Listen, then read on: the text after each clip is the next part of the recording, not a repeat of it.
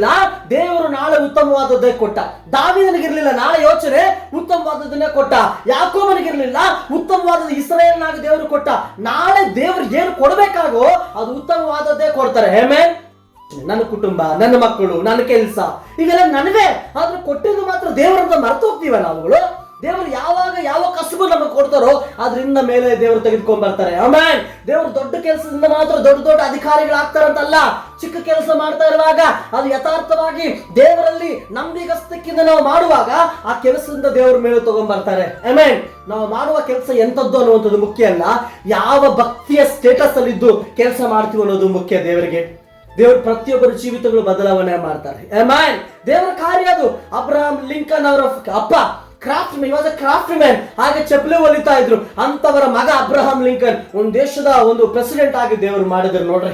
William ಕೇರಿ ಆ ವ್ಯಕ್ತಿ ಕೂಡ ಒಬ್ಬ ಕೋಬ್ಲರ್, ಚಪ್ಪಲಿ ಹೊಲಿತಾ ಇರುವಂತ ವ್ಯಕ್ತಿ, ಹೇಗೆ ದೊಡ್ಡ ಯೂನಿವರ್ಸಿಟಿಗಳನ್ನು ಕಟ್ಟಿಸಿ ದೇವರ ಸೇವೆ ಮಾಡಿಸಿದ್ರು ನೋಡ್ರಿ. ಯಾವತ್ತು ನಮ್ಮ ಸ್ಟೇಟಸ್ ದೇವ್ರ ಲೆಕ್ಕ ಹಾಕ್ಬೇಕು, ನಾವು ಲೆಕ್ಕ ಹಾಕಬಾರ್ದು.